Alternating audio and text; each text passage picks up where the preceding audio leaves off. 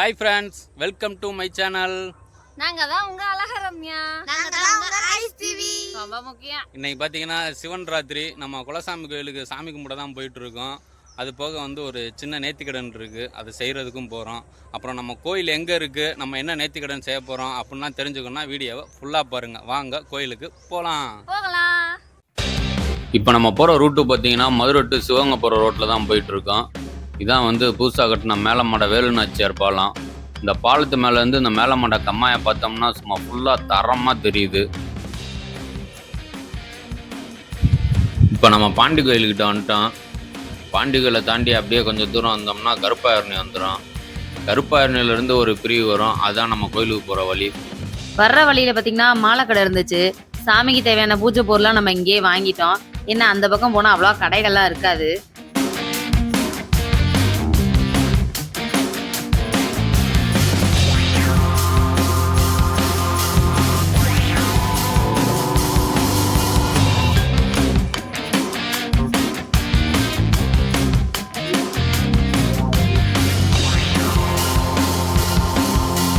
நம்ம குலசாமி கோயில் எங்கே இருக்குது அப்படின்னு பார்த்தீங்கன்னா மதுரை சக்திமங்கலம் பக்கத்தில் காட்சேரின்ற ஊரில் தான் இருக்குது.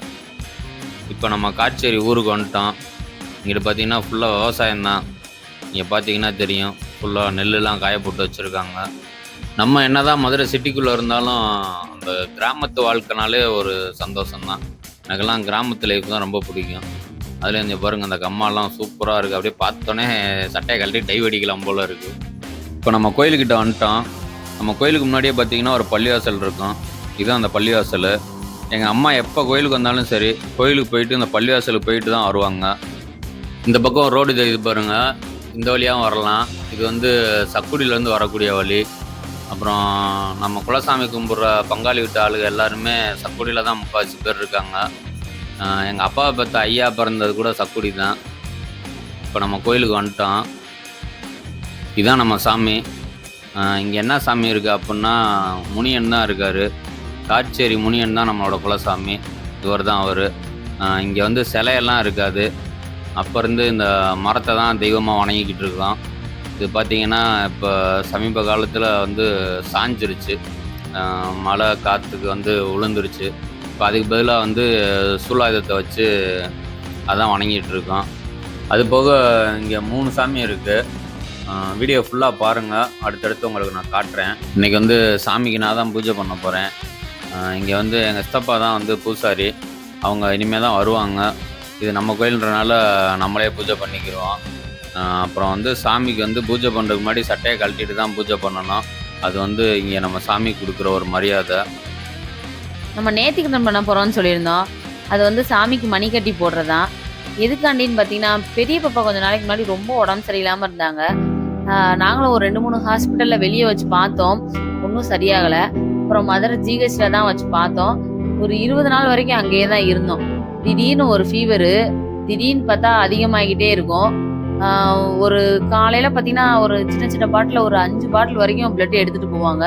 டெஸ்ட் பண்ணிக்கிட்டே தான் இருப்பாங்க. ஆனாலும் ஒரு இம்ப்ரூவ்மெண்ட்டுமே இல்லை. ரொம்ப நாள் அப்படியே குறையாமே இருந்துச்சு. அதனால் அப்புறம் டாக்டர்கிட்ட கேட்டேன், சார் என்ன சார் ஆச்சு, இது மாதிரி காய்ச்சல் குறையவே இல்லை, இது எதனால சார் வருது அப்படின்னு கேட்டேன். அவங்க வந்து இது வந்து வைரல் ஃபீவரு, டெஸ்ட்டில் எல்லாமே வந்து நார்மலாக தான் இருக்குது, ஆனால் என்னன்னு தெரில, அது குறைய மாட்டேங்குது, இது வந்து ஒருவேளை கேன்சரோட அறிகுறியாக கூட இருக்கலாம், அதனால் கேன்சர் டெஸ்ட்டும் எடுத்து பார்த்துருவோம் கடைசியாக அப்படின்னு சொல்லிட்டாங்க. அது என்ன சார் பண்ணோம் அப்படின்னு கேட்டால், பாப்பாவோட முதுகு தண்டில் இருக்க எலும்பு மஜ்ஜை எடுத்து வந்து டெஸ்ட் பண்ணணும் அப்படின்னு சொல்லிட்டாங்க. எனக்கு ரொம்பவே ரொம்ப வேதனையாயிருச்சு, என்னடா அப்படி சொல்லிட்டாங்களே அப்படின்ட்டு. அப்புறம் எனக்கு ஒன்று தோணுச்சு, சார் வந்து பாப்பா வீட்டுக்கு கூட்டி போகிறேன் ஒரு 2 நாளைக்கு. ஏன்னா பக்கத்தில் இருக்க பேஷண்ட்லாம் பார்த்து கூட பாப்பாவுக்கு வந்து காய்ச்சல் குறையாமல் ஒரு பயமாக கூட இருக்கலாம். அதனால் 2 நாள் கூட்டி போயிட்டு வரேன், அப்படி சரியாகலாம் அப்படின்னா கண்டிப்பாக நான் வரேன் அப்படின்னு சொல்லிட்டு ரொம்ப வற்புறுத்தி நான் கூட்டிகிட்டு வந்துட்டேன் வீட்டுக்கு.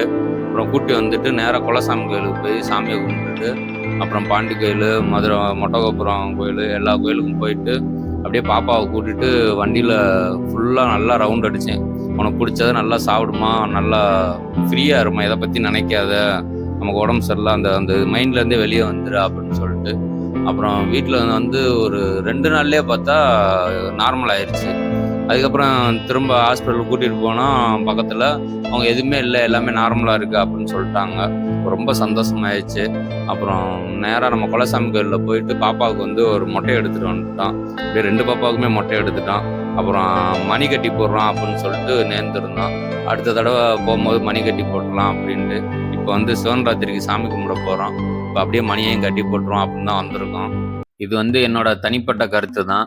அதுக்காக யாரும் வந்து ஹாஸ்பிட்டலுக்குலாம் போகாதீங்க, கோயிலுக்கு போங்க அப்படின்னா நான் சொல்ல கிடையாது. இது வந்து எனக்கு நடந்த ஒரு அனுபவம். அதை வந்து நான் உங்ககிட்ட வந்து பகிர்ந்துக்கிட்டேன்.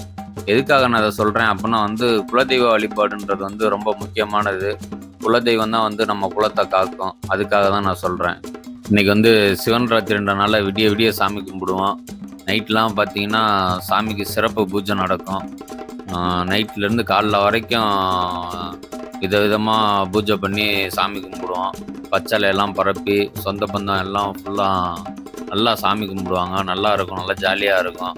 ஆனால் இன்றைக்கி வந்து நம்ம இங்கே தங்க போகிறதில்ல.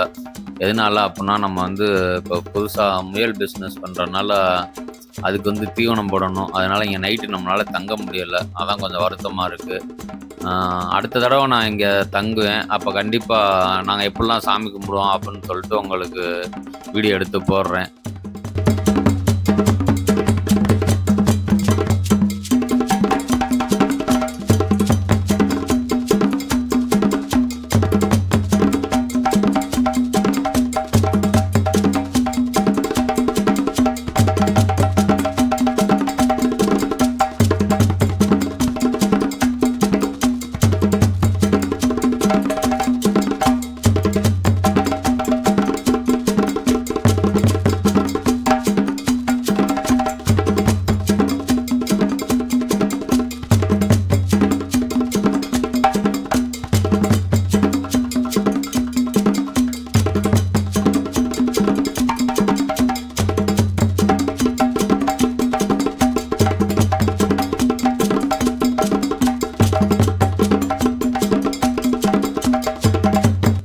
இங்கே இருக்க எந்த சாமிக்குமே உருவம் கிடையாது.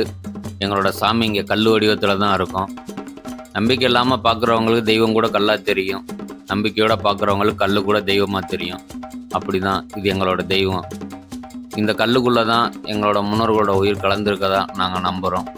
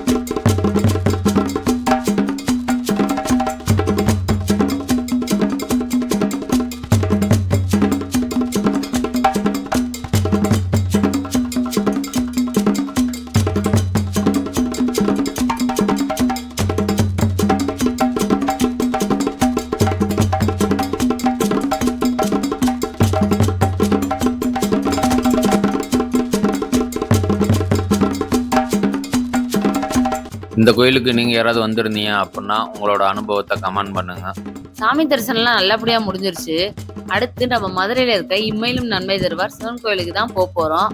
அந்த வீடியோவும் நம்ம சேனலில் அப்லோட் பண்ணுறோம். மறக்காமல் பாருங்கள். வீடியோ பிடிச்சிச்சுன்னா லைக் பண்ணுங்கள், ஷேர் பண்ணுங்கள், கமெண்ட் பண்ணுங்கள். மறக்காமல் அழகர் ரம்யா யூடியூப் சேனலை சப்ஸ்கிரைப் பண்ணுங்கள்.